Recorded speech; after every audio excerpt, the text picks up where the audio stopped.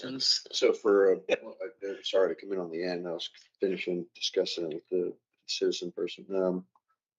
For a mostly regional, we're talking about expansion, right? Expansion only, yes. Mostly regional, once it crossed through multiple, say it came from the city and it ran north on Route 1 in Henrico, and there was 2 jurisdictions that are involved in that. 70% of the operating costs, that's what we're talking about, Correct. Operating only, yes. would come from CVTA or other, and then 30% from local. Would that be a 15% from each of the jurisdictions involved? No, you missed it. Yes.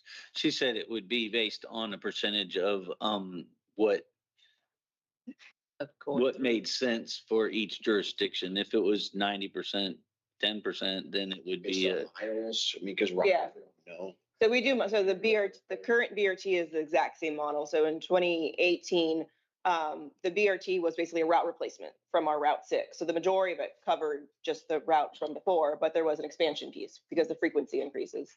What we did is Henrico County increased their budget, I want to say 200,000, because 10% of that route is in Henrico County 10% of mileage. of mileage. Yes. And then the city covered the other 90%. So it's just it's road miles.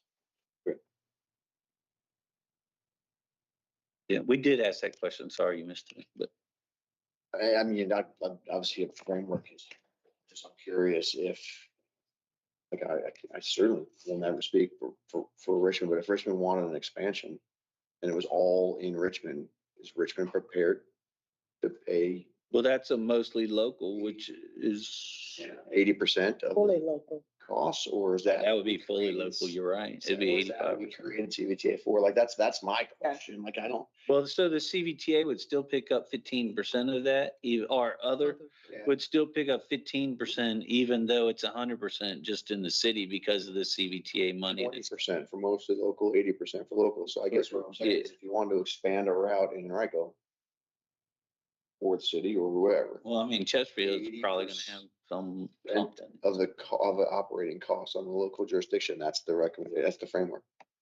Well, I mean, at one point we talked about it being 100% in for each local jurisdiction. So at 80 or 85, that's still a better split I for. just think what is Richmond's CVTA input?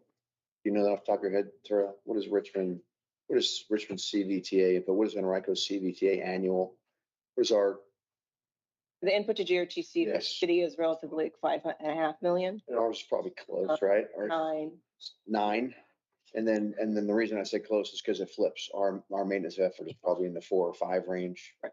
And then the city's is in the 9 range. Right. So let's just say it's CVTA dollars from Henrico is pumping in $9 million a year. And Richmond's pumping in 5 million from the extra legislation. So to me, and I know I might be the only bird on this branch, but like, that's the dollars that I would want Richmond's expansion. Like, I'm not a big fan of this. I would think that Richmond's $5 million of CVTA money should help Richmond with their operating costs and or expansion. Like, and if you go back to before CVTA, Richmond's total investment was 16 and Henrico's was 8.5. And today Henrico's investment total with CVTA and maintenance of effort is what? Somebody help me out with math. Is it more than 8.8? Is it more than 8.5? 13, 14.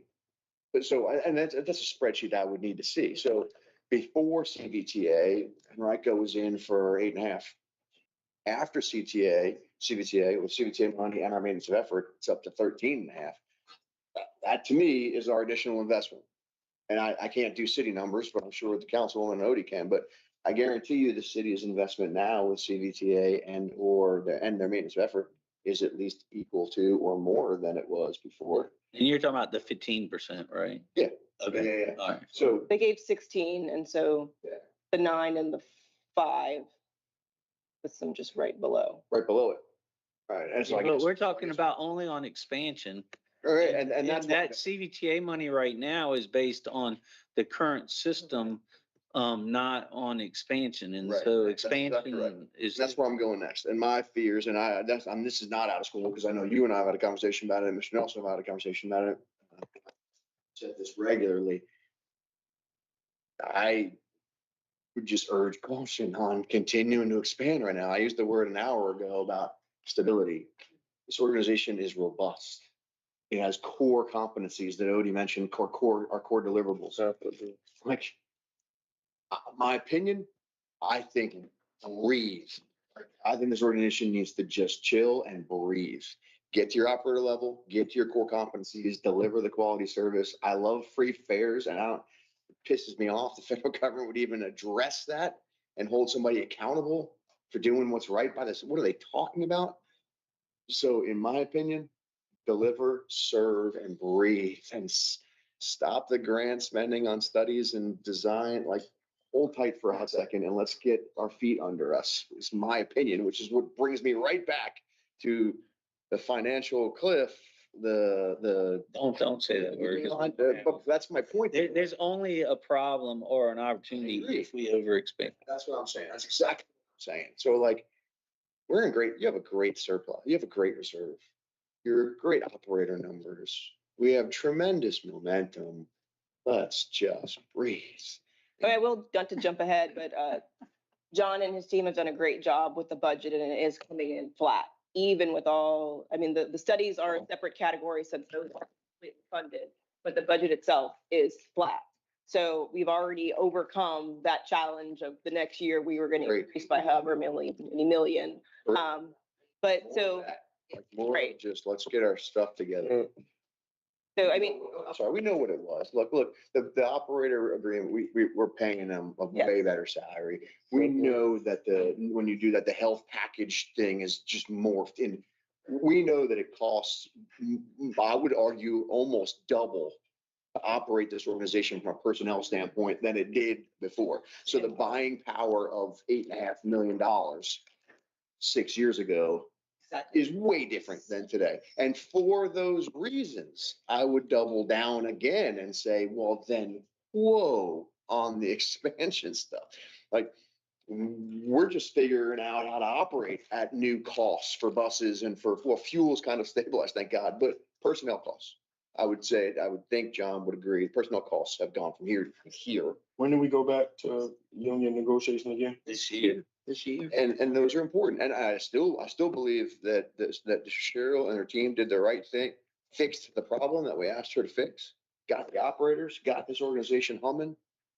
And my opinion is, because of all those reasons, and because of the personnel costs, and because of the lack of clear funding direction, let's just run the organization soundly.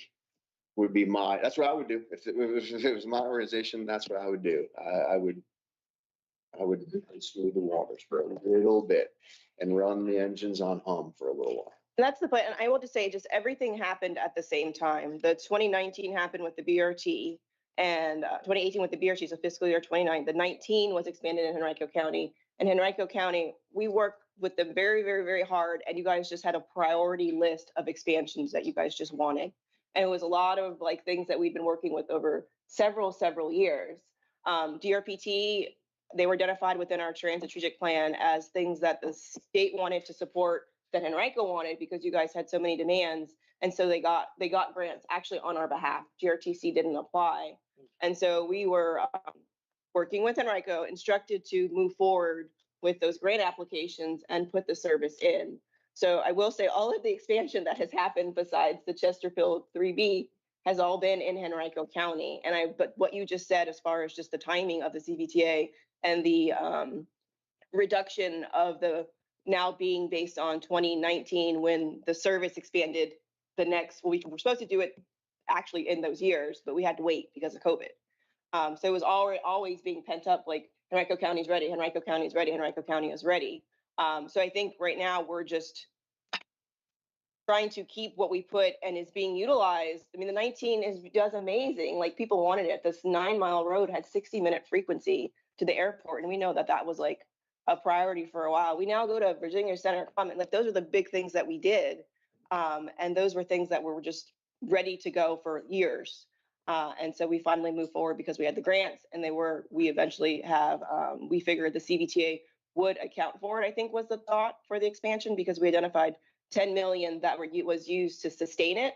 But because of the 40% increase in the operator wages at the same time, it ate up the sustainability of the funding. So I think it was just a perfect storm as far as timing that we just didn't have the Just sustainability. right to the decision is you are doing what's right. You're reaching out for the funding, or the decision is, well, it was an excellent effort and the grant funding got us started, but it's not a sustainable economic priority. Like that's the decision. So We had a conversation about that on the elevator coming up. I'm perfectly fine with that. Like that's part of the risk. That's part of the risk of using grant money to fund the startup. Yeah. Because there's no, there's no guarantee the operating money will forever trail behind it. It can certainly trail on it. You can chase grants forever, but there's still no guarantee. It's just risky. It's like walking on, a pond. You don't know. But that is the decision, local funding or just don't run around. I'm perfectly fine with that decision. I don't love the decision. And I would like to, as Odie said a couple months ago, have a policy in place where now we're moving forward with, before we put you all in that position where you accept the grant and you move forward, are you gonna actually fund it Right. forever? That makes perfect sense to me. But now we have something to look at to understand what that funding forever looks like if we decide that we want to do it, which is what we tasked them for. And this is probably the best that I've seen come back. Like, this is the most thorough, okay, this is how we think we should go. And I think it's okay if we do expansion, but I think to Dan's point, we have to then have the discussion with this in mind. Do you actually want to do the expansion? Yeah. And we would, again, it's always been, it was requested of us to look at it. Like our TSP is us working with the jurisdictions for them to provide input on what they see for as far as working. So, yeah, we can highlight things that are demand. And frankly, this right here this could be New Kent, this could be Goochland, Correct. this can be, Mhm. because they're not at this table, but they are part of CVTA and they may be asking for something. And we need to have a policy in place so they know what they're gonna have to pay if they want to move forward. Correct. So So you brought up the commitment to, if we seeking out new opportunities, the locality has to commit. Adrian brought us a framework of their Oh, okay. percentages. That's right. For example, if it's fully local, the local jurisdiction responsible for 85% of the operating costs. CVTA, and it's just obviously a starting framework.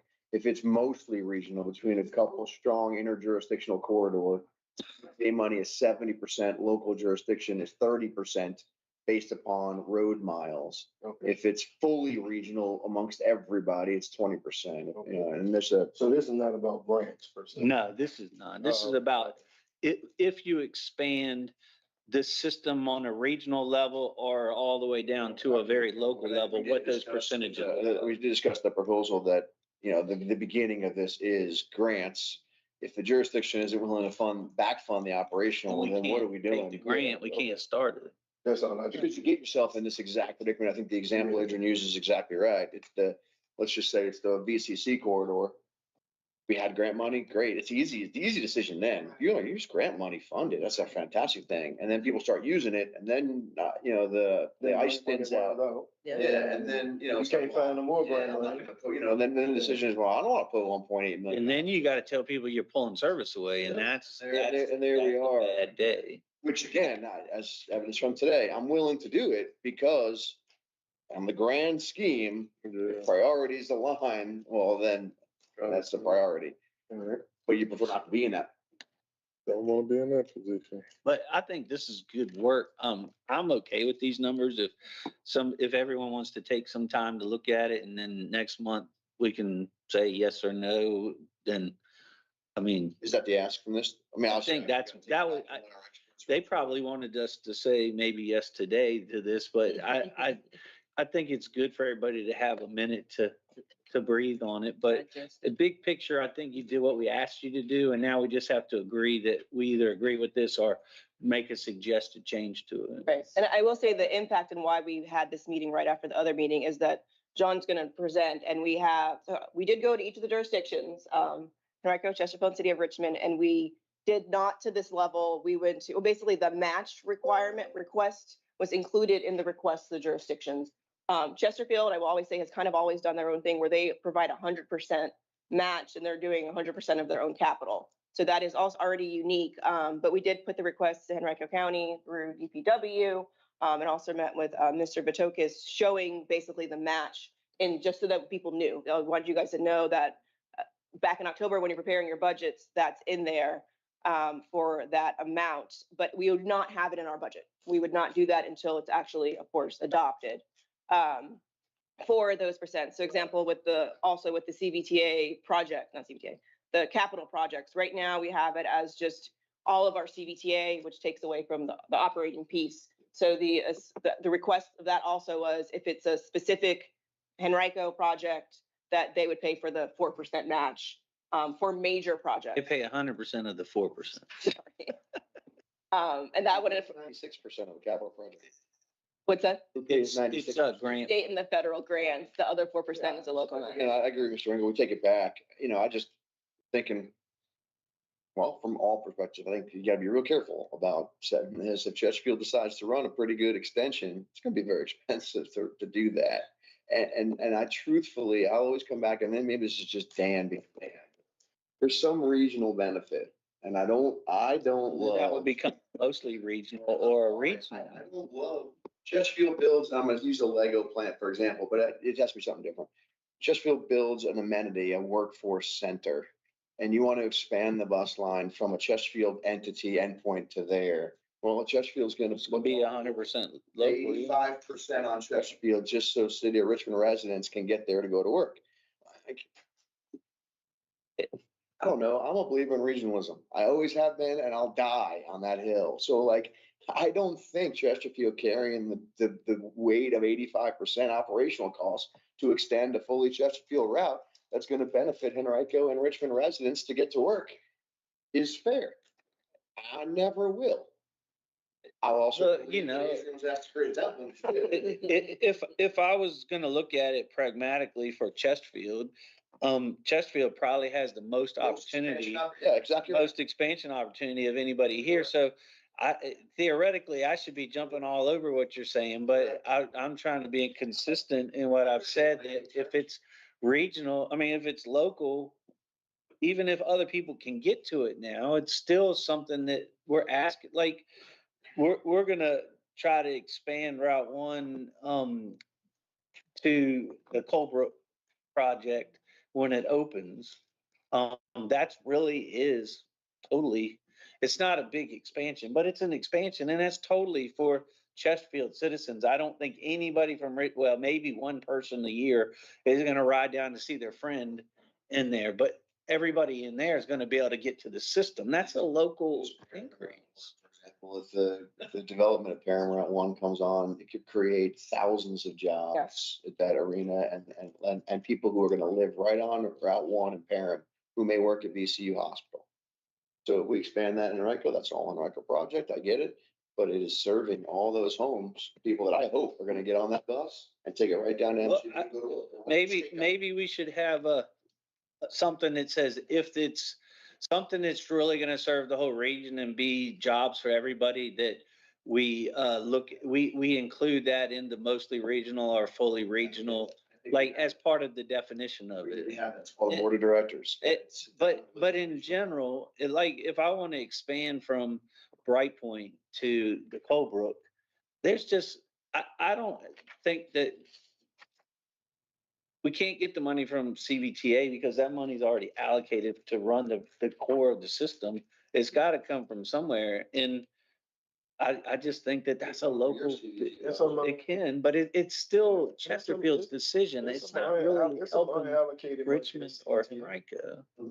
It's some unallocated money. All of it is allocated. Well, I'm just saying that 15% of that would still be covered by CVTA and other. It's truly. Right, that's right. So what I'm saying is there's still some help to Chesterfield if we extend that, if it's truly local. And to be honest with you, like I said, Chesterfield's probably got the most opportunities for expansion for the major contributors in the room. So, I'm putting my money where my mouth is and saying, I still think that that's the way it should be done. I shouldn't go to Richmond and ask. Careful about setting a policy about it. And I do think there's the benefit to a framework, but we gotta be careful about setting a hard and fast policy to it, because it could prohibit growth. And that would be the reverse effort that we're trying to do. But I think that would be something the board should look at. If Local there's, jurisdiction might be like, well, I'm not okay with 85%. I would do it at 50-50. Oh, there's a policy.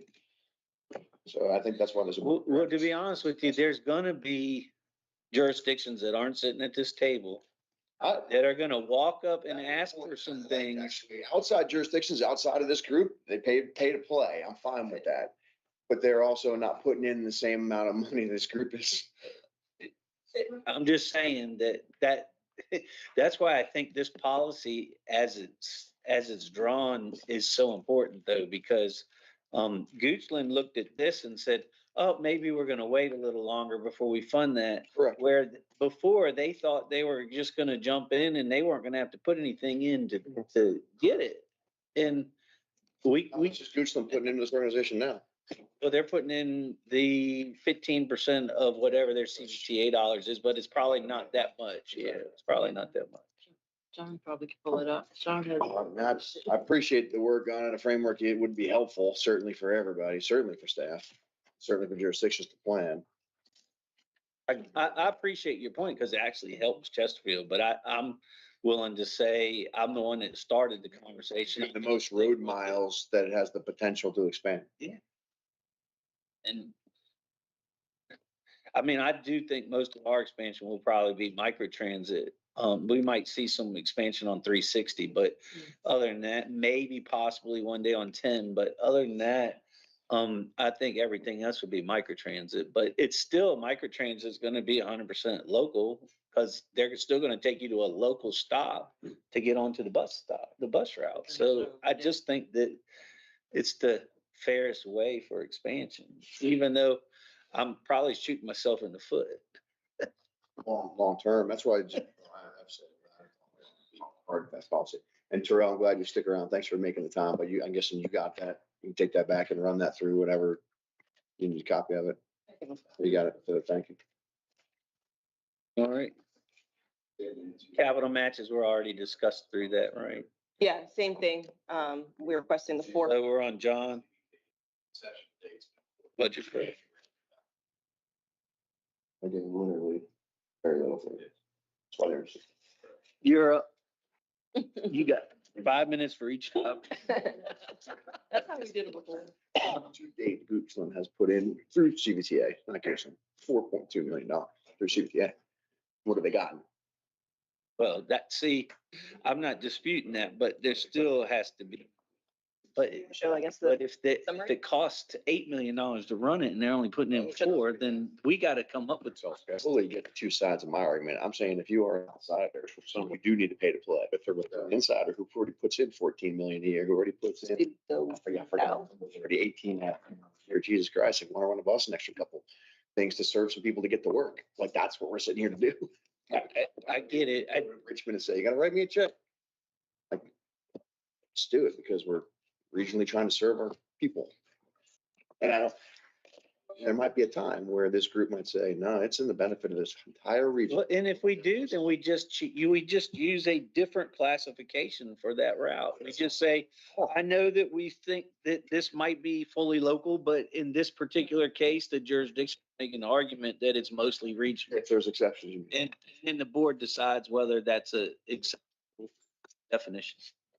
All right, we used up 2 of your minutes, so you got 4 and 4. Hey, buddy. You can use what you gotta use. So this is kind of just an updated work in process. So what I'm showing here is the revenue side of the proposed 2027 budget. So in column J, this is your baseline, which comparing to the baseline over here is 92.1 million baseline versus 92.5 from the adopted fiscal 26. So, basically flat. We still have we're still in the process of closing, out the budget process. But when we layer in the assumptions, so the key assumptions here, I'll start with first of all, is the Virginia GRPT. This is the month that the state operating. This is the TISDAC formula. We're assuming flat with last year. I mean, this is this complicated formula based upon our GRTC's incremental growth year over year versus the integral growth of the pool. You know, as you can see from fiscal 25 to fiscal 26, we took a step down about 1.1 million. So we're hoping it will be flat is the assumption. In here, in the operating contributions in City of Richmond, County of Henrico, and Chesterfield, we're using the CBTA formula. Right now, these are baked in at a 3% CPIU adjustment, which we'll find out once February CPIU is released, probably the 10th. But as the last updates that we saw, I mean, January should be coming out probably this week, but through December, it was like 2.6%. Year on year, 2.68, I believe, to be precise. So we're using the budget right here in this scenario at 3%. We'll true that up. County of Chesterfield here in the projects column. Oh, shoot, I'm showing the wrong one. Sorry.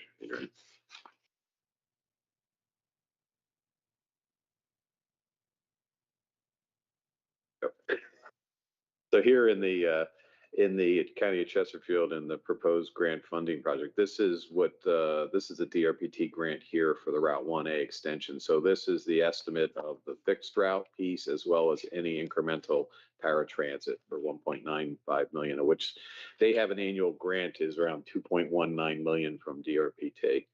So to fund this plus some other ancillary items in Chesterfield. You know, we have 12,000 here. This would be the local share of the Paladin microtransit. If you know, to come from them, well, that's a discussion point. Down here we have CMAQ. The assumption we had a $2 million award for fiscal 26. We're anticipating that application's been filed. We're hoping that'll be the same dollar amount. 5307 Flex. This is where we capture our PM. And ADA Flex. ADA is basically the ADA expenses are capped at 10% of your annual 5307 award, so it's around 1.6 million of that is ADA. That would be for the cost of We Drive You. It's about 1 3/4 months basically, and then the balance is the 5307 Flex. This number here is more or less capturing the labor components. We have not put in bus parts yet because we're still trying to tackle the issue about the Buy America Act with our suppliers. It's amazing to me, and it could absolutely be that we buy the Gillig buses and the New Flyer buses, and they satisfy the Buy America Act to 70%, but the OEM replacement parts they will not certify. It could be that the chassis are built, and we're not really changing out a chassis through our routine PM maintenance program. So we're conservative here.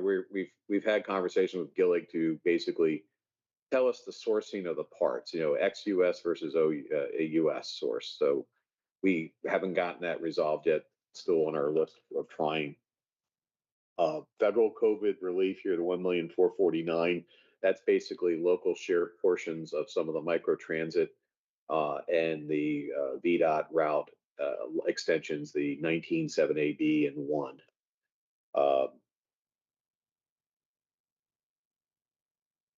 The 7,696,000 number, it's highlighted in yellow. We have item in there we're trying to resolve or to still clarify. But what's in there right now, that's the fixed route portion of the line extensions of that the state DRPT VDOT grants are going to fund for the fixed route. The reason it's yellow is we're trying to quantify what the incremental paratransit trips are associated with each of those routes and add those in. So that's why that's yellow. The operating reimbursement state grants, this is for the baseline piece. This is what we know. This would be our state grants for underwriting microtransit and service software and interns and public safety officers and the sort. The yellow column in the projects, these are basically pretty much flat with or the same number as last year. These are the consultant expenses for the grant funded projects like North-South BRT, Downtown Transit Center. We're trying to get engineering curves on those. And as you can see in the monthly reports, this is what's favorable because they don't become revenues until we actually pay an invoice and then reimburse it. So there's a tremendous timing difference on these things. We're trying to quantify. And what we see is in the months of July, August, September, we get a bolus of invoices related to June and prior. So it creates a little bit of a timing difference for us. The operating expense grant federal, this would be primarily, this is the federal 5307 portion of admin software and any parts associated with non-capital grant expenses. Coming down here in the community partners and advertising, $1 million, that's what we anticipate from our revenue program, advertising program and business sponsorships. It's up from $600,000 in the 26 adopted. City of Petersburg flat at 200,000. And the other sources, this is primarily our interest income, lease personnel from RideFinders and other miscellaneous. We did reflect a reduction in the assumption for, as you can see from our reports, in fiscal 26, we're running favorable on interest expense. Obviously, we're factoring in at least a 75 basis on average rate cut, as well as some the volumes of our cash being a little bit lower to come up with that amount. What is not included in here, thank you. Not included in here is what Adrian was talking about in these two columns. I'm sorry, I go higher. In these two columns in here for Richmond and Henrico. This is as Adrian is going through the project funding, we have on here, we have the summation of all the DRPT grant applications that we put in. So in there are ones that are coded as general or for the entirety of the regional aspect, and there are ones that are coded with specificity such as Richmond and Henrico and Howden. So in here, we did not include what the incremental local share would be for those portions. Kind of show what those pieces were for, the assumption for Richmond was that the local share was about $749,000 of local share of projects. And for Henrico, it's $922,000. That's not reflected in here as a funding, as that's a discussion point that was circulated around when we did the budget estimates in November for consideration by the municipalities. So when we look at this, we're still, like I said, this is still a work in process. This cell here, the current proposed operating grant funded expenses around 108.6 million relative to about the 104.9 million that we've identified. So we're still working through finalizing the revenue sources to bring this in balance. We have funds from last year that would normally go to surplus that we may be able to use. So in the December and November board packages that we started including the year-end projection. So we're showing at this point about $600,000 surplus. That's it. Because last year, as you recall, the last year's budget, we brought forward $5 million worth of fiscal 25 surplus into 26. There's still probably an opportunities, but like we said, is in that finance report, the two items that we're looking at that are unfavorable projections are the paratransit, as well as the property casualty, which is more or less for the provision of uninsured motorists. So going through December, those two dollar amounts through 6 months of actual around 800,000. We have about $800,000 favorable in vehicle operations labor, which kind of buffers those as of through 6 months. So going forward, we feel that we're going to be about 600,000 positive. And to the point that you heard Kevin talk about, if you look in the December report on the overtime page, In 6 months of transportation overtime, we've incurred 36,000 hours of overtime. So if you do the math, at 52 weeks in a year times 40 hours a week, that's 2,080. So that's about 18 FTEs annualized. So in 6 months, we used 18 employees full year. So annualized, it's basically 36, which is kind of the number that Kevin was showing, the 33 deficit. So we've been buffering it in overtime. And that's what we've been saying is that overtime's been running around 8% when we budgeted at 3%. So obviously, Well, what's that dollar amount on the overtime, give or take? I have it, so I'm gonna open the report. So While you're opening, there's also somewhat of a savings just because of the reduced service that we're putting in, which is not in the current projection, somewhere around 300,000. yeah, And that's not, That's not it. so that's more like 3, 4, 5 instead of 6, 7, Yeah. plus the 600. So we're at like 2.8. And that doesn't include any matches. That's just using CBTA. Total overtime hours, 440, but this is what I was talking about. So if you can do some, 36,000 hours. yeah, 36,000 hours. So I don't have it. On an average of what per hour? I'm gonna do that for you. $34 an hour top rate times 36, 463. That's around 1.2 million. And then there's a premium of 50% on it. So that's about 1.8 million in overtime paid. But we're saying that we really need to keep that in the budget to change it over from overtime to full-time and Right, that- so that doesn't really help us. It helps us. Save you $600,000. Yeah. Okay.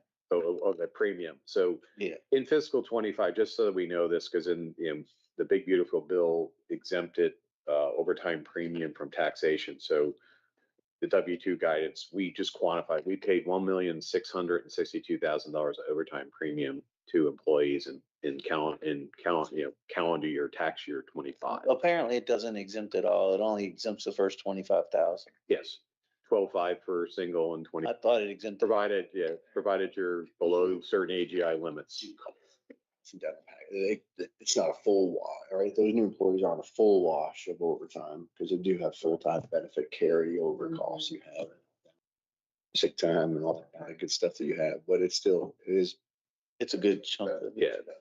it's a balance, right? You're trying to strike the balance. But basically what you're saying is we either need to find another 2.8 million or use 2.8 million out of reserves or cut $2.8 million in expenses. 3.7.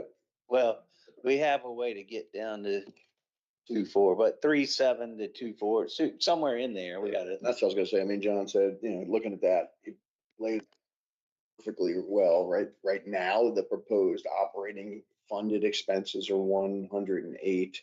They've identified 104 in revenue. So he said, we're trying to identify where that other remaining revenue is, and I would only add, or we have to identify where the expense cuts are, So which is the direction that we budget.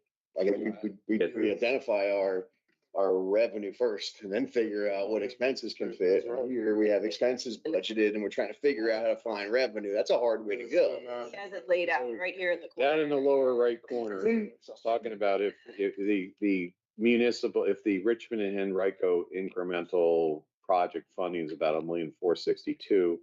I was talking about the Route 1 paratransit, rough estimate could be $875,000. It's not in there.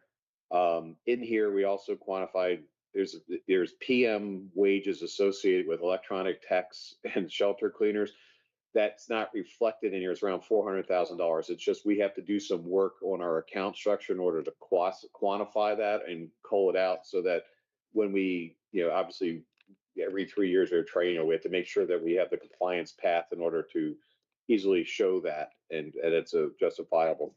Down here.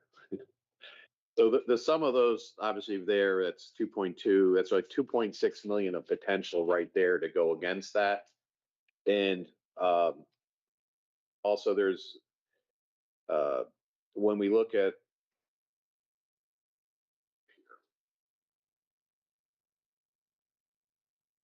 the way we look at here, this is CVTA funding. So right here, this is the VDOT revenue forecast that they issued in November of 2025. Because this is small, I can blow this up so people can see it. So 15% of that is 35,490. That's the anticipated collections that we're going to receive through June 30th of 2026.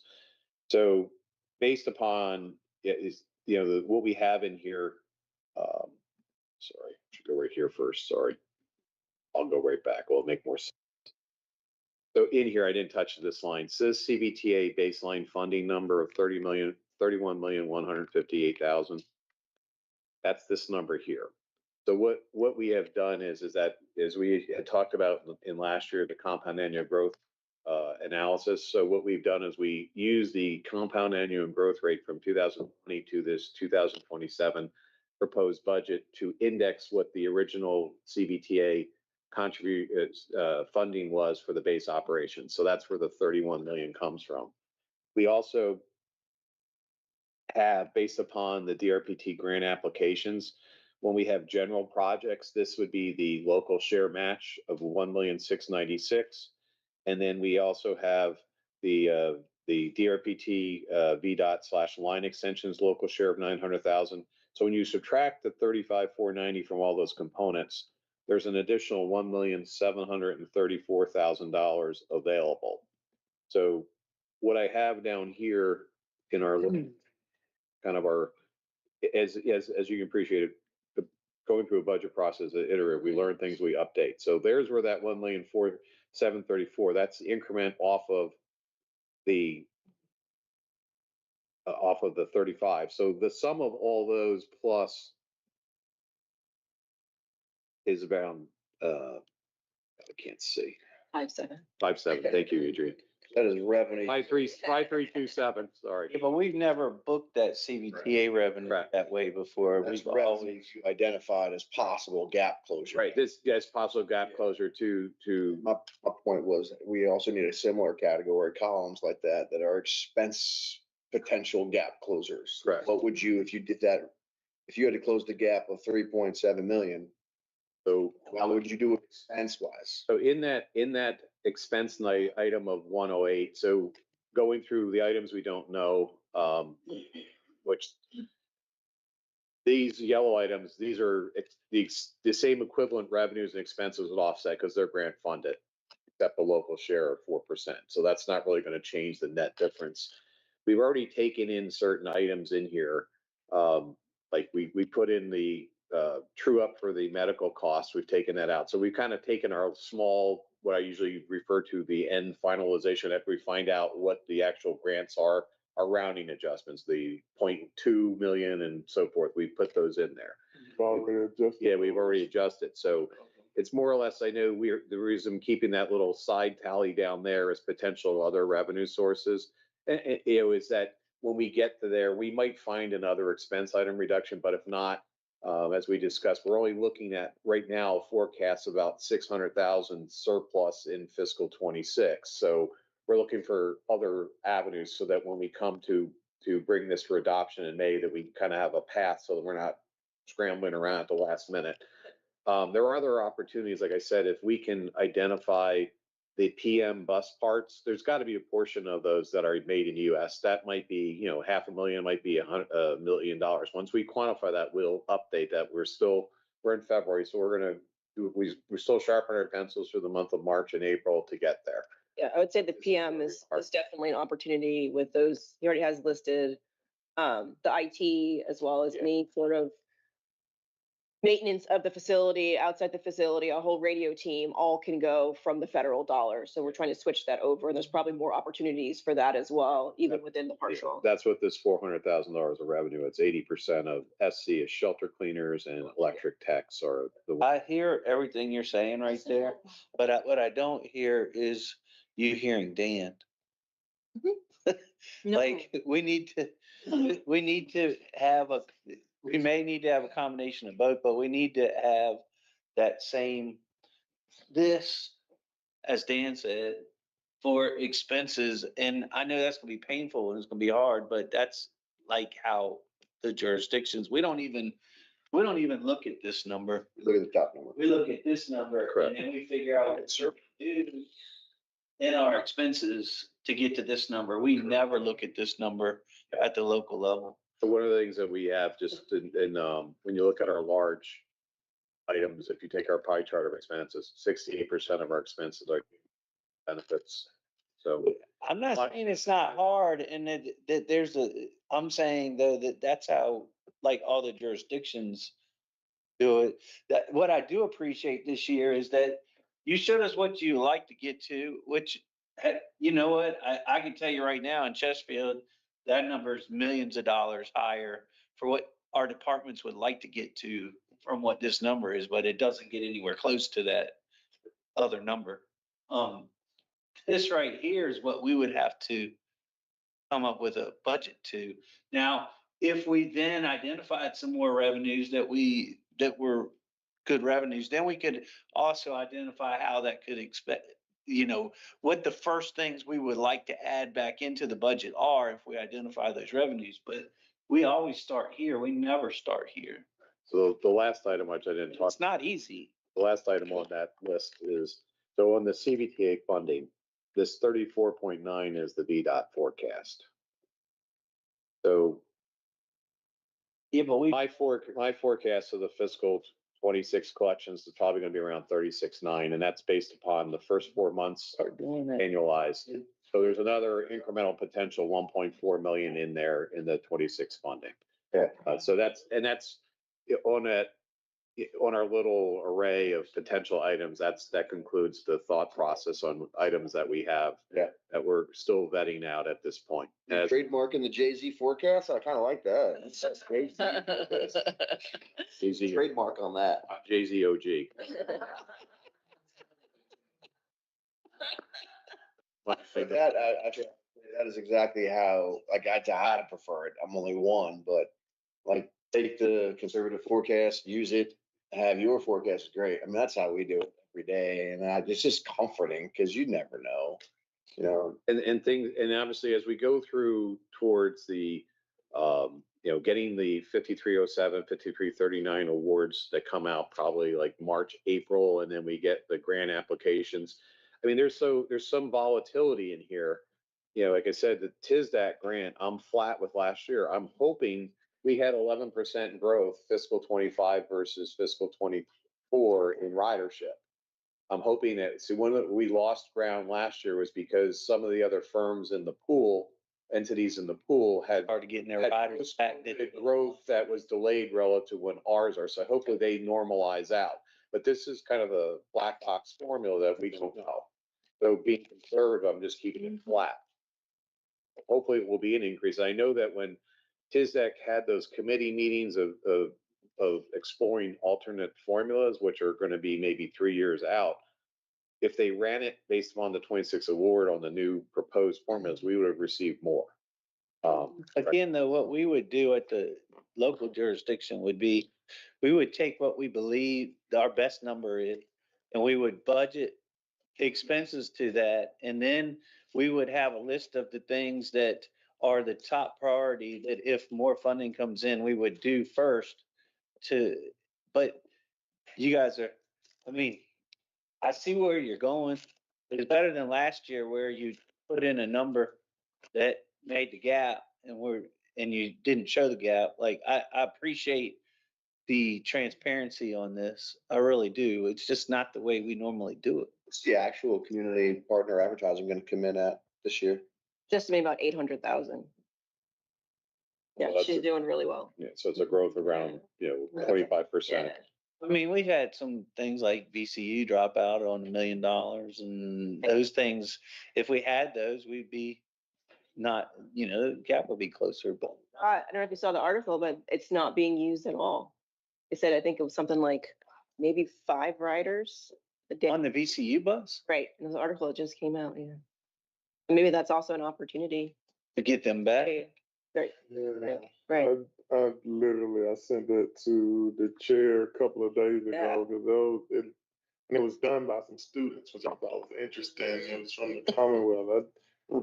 Again, just thought it was interesting. But the thought is, or at least what I want to be okay with me asking them, because we've got other business with VCU, is what does it look like if the route that you already run, especially if we've got issues with drivers, what would it look like for some sort of expansion or integration with your already set up service? Because if they were willing, y'all would figure out sausage making. It's just asking them the question, and but if they were willing, you then connect them to GRTC. Gotta be cheaper than them running their own That's what I'm thinking. Well, but even if they do it, their costs that they already have built in, if they expanded the service and we somehow were able to incorporate that, into our route system. that's right.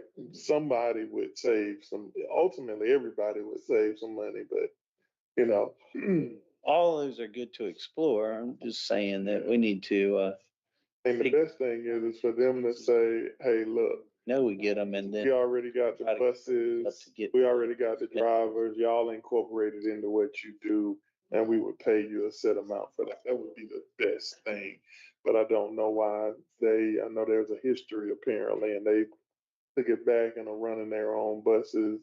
Gotta be to a deficit, so. Yeah, we offered to run what they're running right now for less cost than they're paying, and they were not If interested. they had already started. They paid it, they blamed it on procurement. And we said procurement wasn't relevant because we're a public service.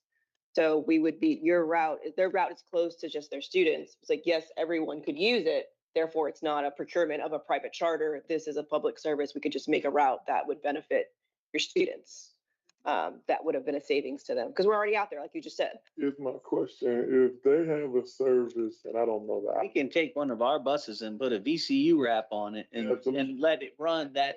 but I think it's the reverse though. I think it's the reverse. Come on. They've already, sunk the capital into their bus and stuff. They don't own the buses. It's a chart. It's like they're paying a company.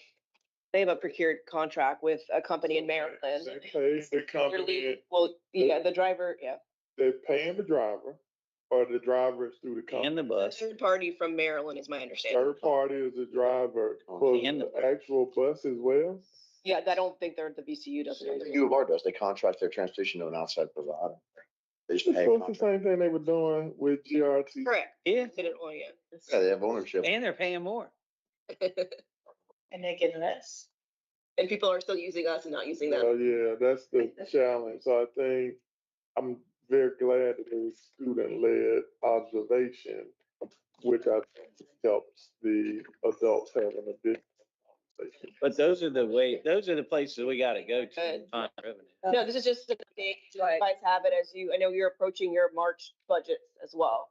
So we wanted to make sure our input was provided to you. Going forth at the March 12th Finance Committee, we'll have a more formalized Right. presentation. This was just a Yeah. quick update as to what we've been working on, because Yeah. we didn't, Appreciate the information on options of closing the gap too, though. That's great.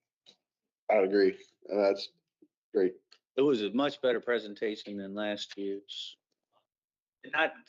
It just, because it was presented in a, way that it was very transparent. That's the part that I'm trying to say. It was more transparent than last year's, not better. Right. Okay. We appreciate your time. Yeah. Yes, very I got 11:30. I got- No, we're good. Thank you, guys. Thank you. It's fast. It's fast. No, it's Yeah, fast. I know everybody's Apple phone is wrong. 11:08. Oh, not too fast. Actually, I turned these two off. They were both showing low battery. See you.